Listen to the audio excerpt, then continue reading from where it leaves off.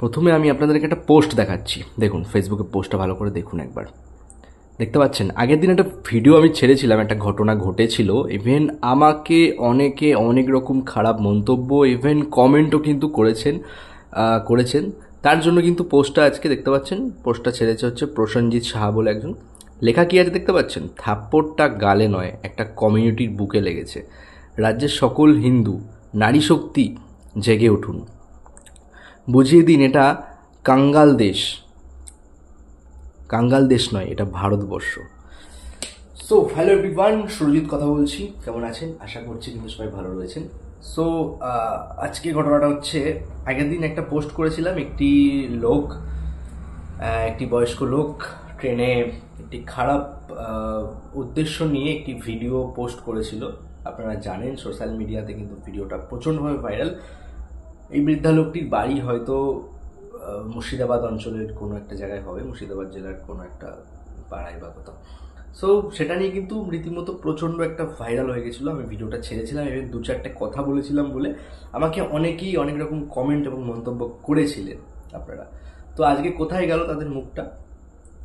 Finally ইনি গ্রেফতার হয়ে গেছে, অর্থাৎ পুলিশের হাতে গেছে। ট্রেনের মধ্যে বিনা অনুমতিতে নারীর বুকের স্তনের অংশ এবং গোপরের ভিডিও, মানে কি বলবো, আর মুখে আনতে পারছি না আমি, আপনারা জানেন হয়তো।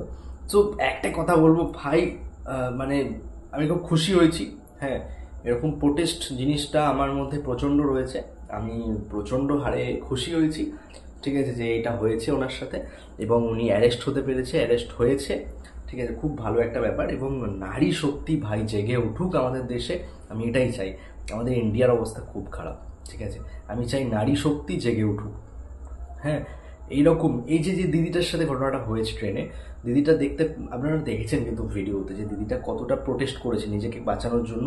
এই লোকটিকে চর থাপ্পড় মারা থেকে শুরু করে কতটা অবধি গেছে এই দিদিটা।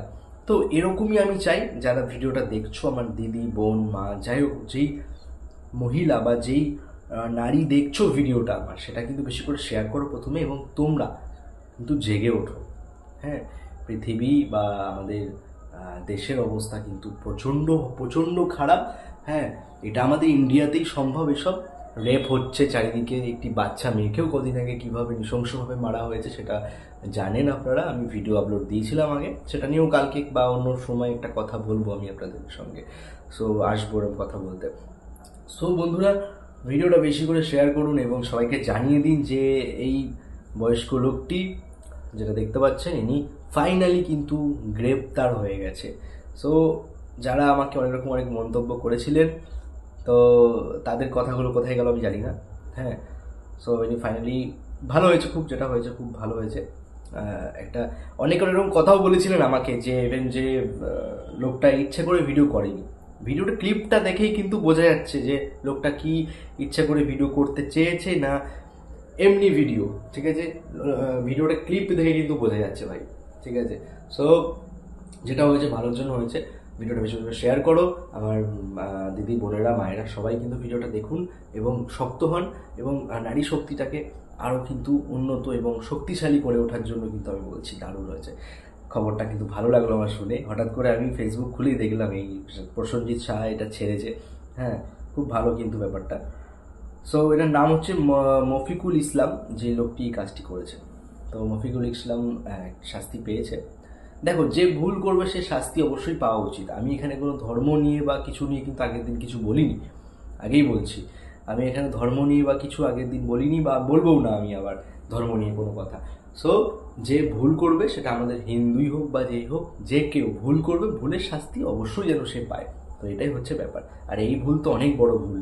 একটা মেয়ের ওপর ব্যাড নজরে ব্যাডভাবে দেখানো বা ইঙ্গিত করা, এটা কিন্তু একটা বিচ্ছিরি ব্যাপার হয়ে দাঁড়ায়। তো অবশ্যই ভালো থাকবেন সুরজিৎ। আমি অবশ্যই নেক্সট ভিডিওতে দেখা করছি।